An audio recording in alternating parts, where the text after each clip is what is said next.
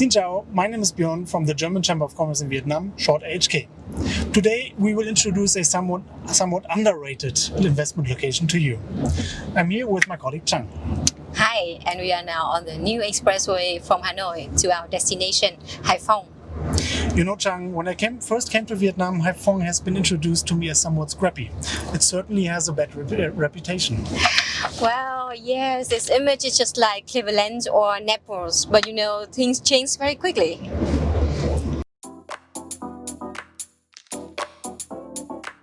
Haiphong is located in northern Vietnam. It has the strategic position at the mouth of the rivers Bạch Đằng and Cấm, which discharge into the Gulf of Tonkin. The Vietnamese capital city of Hanoi is about 90 kilometers away. Haiphong is therefore sometimes called the outport of Hanoi. However, it certainly is a municipality in its own right. Haiphong is the third largest city in Vietnam with 2 million inhabitants and has a vibrant history of over 2,000 years. Haiphong has changed due to the city's favorable geographic location and recent infrastructure developments. Haiphong has a strategic location to serve as an outport for northern Vietnam and southwestern China, with Hong Kong and Shenzhen in reach in less than 12 hours trucking.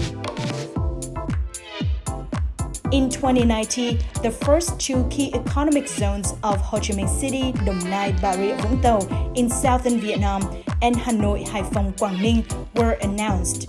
The city was now a spearhead of economic modernization in Vietnam. So traditionally, Haiphong is a port city. Yes, but recently we have experienced many socio-economic development thanks to many key infrastructure projects. And we will now take a look at these. Exactly, but first we have to pick up our boss, Marco.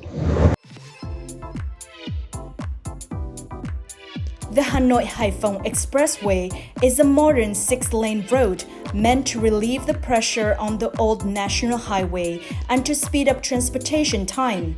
It now only takes about 90 minutes from Hanoi to Haiphong. The new port Lạch Huyện, also known as Haiphong International Container Terminal, is a deep water port. While the river port is only 7 meters deep, the new Lạch Huyện port has a draft of 14 meters. Even the biggest container ships can now call Haiphong. The expansion of the port is still ongoing with the second phase bound for completion in 2020. Access to the new port is possible via the newly erected Tân Vũ Lạch Huyện Bridge. With 5.4 kilometers, it is the longest sea crossing bridge in Southeast Asia. Goods heading to Europe are still mostly shipped out through fetters, and it takes about 25 days to ship goods from here to Europe. Bạch Đằng Bridge. Thanks to this bridge, the neighboring cities of Haiphong and Hạ Long came much closer. The thin line between them is the mighty Bạch Đằng River. It reduces the distance between Haiphong and Hạ Long from 75 kilometers to just 25 kilometers. Equally traveled distance from Haiphong to the Chinese border shrank by 50 kilometers to just 240 kilometers, and the industrial area of Shenzhen can be reached in less than 12 hours trucking. Cát Bi International Airport, Haiphong's main airport, received an all-new terminal and a runway renovation, and is now able to serve modern wide-body aircraft. It serves many domestic as well as direct international routes within Asia. In 2019, the airport was voted the best in Vietnam. Greetings, Hey, boss. hello, hello, Björn. So you're coming from Ho Chi Minh City? Yeah, right. So I just arrived at this small but really convenient airport. Yes. So according to the survey last year, this airport has the best aviation service in Vietnam. Really? And it really deserves this. But I think now let's get rolling. Hans Kerstens from the Deep Sea Industrial Zone is waiting for us right now. Let's go. Yes.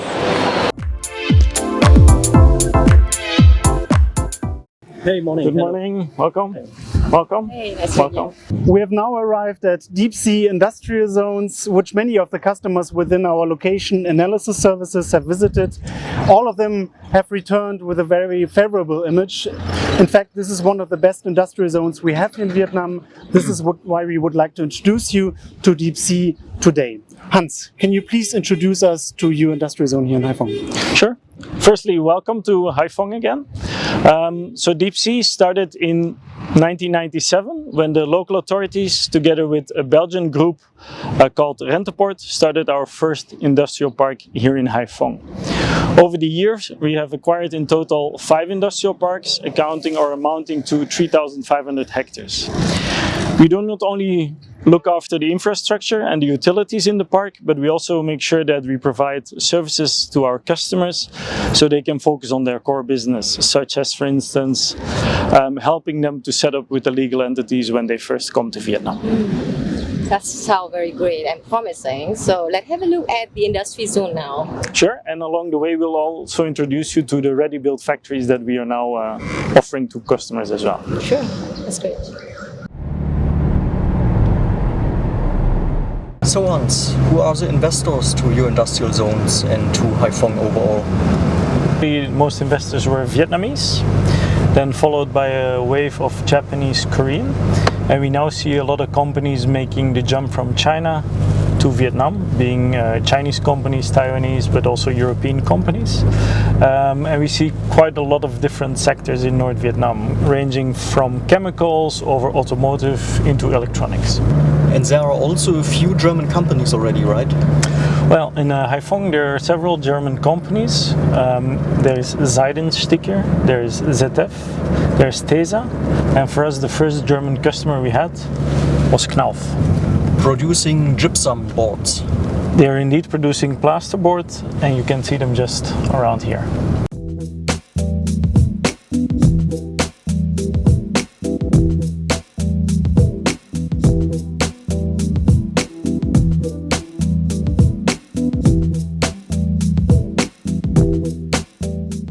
We now have arrived at a place that we regularly introduce to our customers.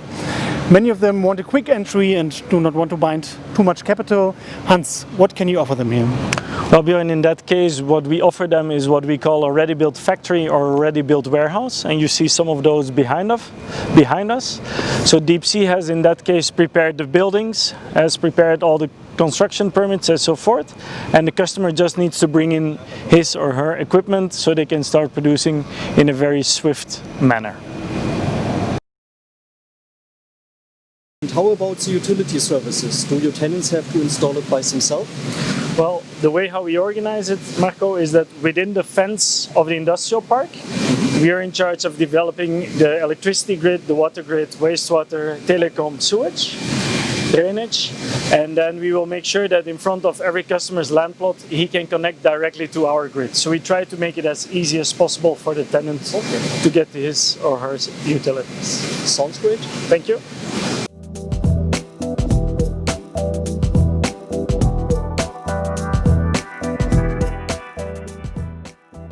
This is the factory of Bridgestone. They invested $1.2 billion here. It is the biggest tire plant they operate worldwide. So Hans, what are the main advantages of Deep Sea?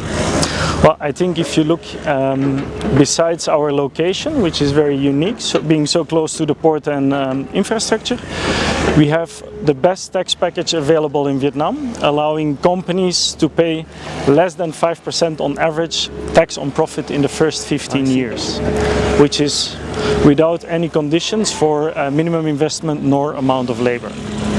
And could you describe Deep Sea in just 2 words? Well, I think in 2 words, we want to be sustainable and we want to be smart. In those 2 aspects, we're continuously trying to innovate the park in a much better place. If you look at the road, for instance, what do you see? For me, it looks rather normal. This is actually the first road made in Vietnam out of recycled plastic. Wow, that's really impressive. I think sustainability is a very important topic for international investors. So how Deep Sea will evolve this in the upcoming years? Well, I think one of the main items that we are developing on the sustainability side is that we're now working to generating our own electricity within the park by renting the roofs of our tenants, and we install solar on that. We also develop wind energy and waste to energy. Besides those developments, we want to focus also on the parks that we have in Quang Ninh to develop them further and to focus on ready-built units for the market. So I see that you are planning to remain the biggest industrial zone operator in Haiphong, right? Well, we have strong ambitions to be known for quality and to contribute to the local economy. Thank you very much. The city itself has become enormously popular with industrial investors domestically and from overseas. From 2015 to 2019, the accumulated international investments grew by 2/3 from $11.2 billion to $18.7 billion. Biggest investor is LG with over $4.6 billion. Bridgestone, located at above-mentioned deep-sea industrial zones, has invested $1.2 billion into the biggest tire plant it operates outside of Japan. Chinese companies also show increased interest. From Germany, notable investors are Knauf, ZF, Zeidensticker.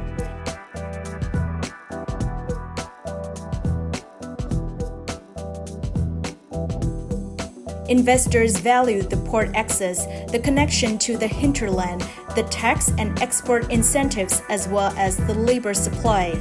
Another milestone in the city's economic development was the establishment of Vietnam's first big-ticket national automotive OEM, VinFast. Because of the strongly evolving industry in its city borders, Haiphong is experiencing unprecedented GDP growth. The local economy's expansion accelerated from 10.17% in 2015 to 16.68% in 2019. While the population of Haiphong remains fairly stable, with roughly 2 million inhabitants, the city's face is changing quickly.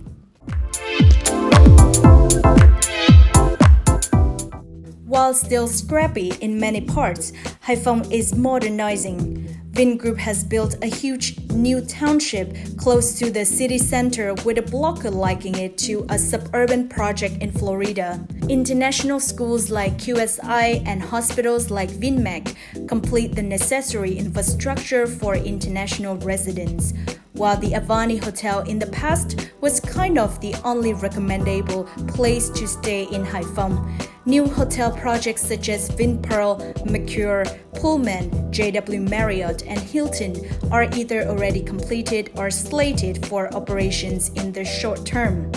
These developments signaled a growing demand for accommodation for business and leisure travelers.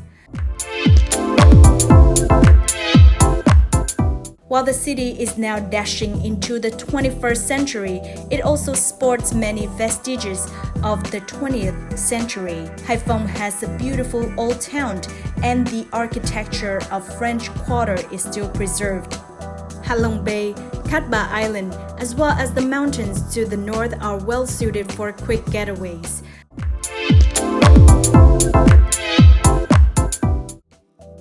The city is also famous for its cuisine like bánh đa cua and bánh mì quê.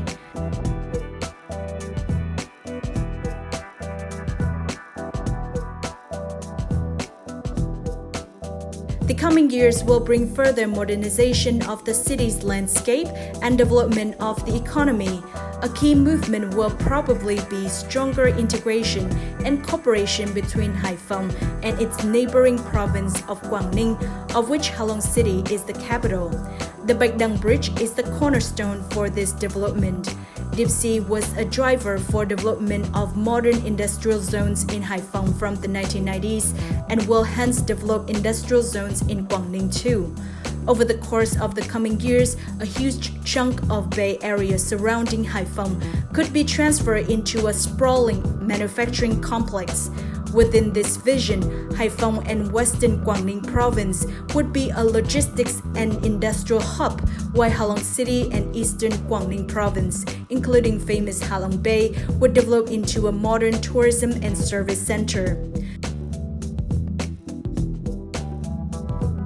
This development could ensure a sustainable growth path for the region and improve the livelihoods of millions of people. For many years, Haiphong had a really bad image of a scrappy city, but this is surely changing. The infrastructure we showed you today plays a key role in transforming to a logistic and a manufacturing hub. This city is surely worth taking a look at as an investment location. We think Haiphong is the most underrated city in Vietnam, but indeed it gives a lot of opportunities. So, see you in Haiphong. Bye.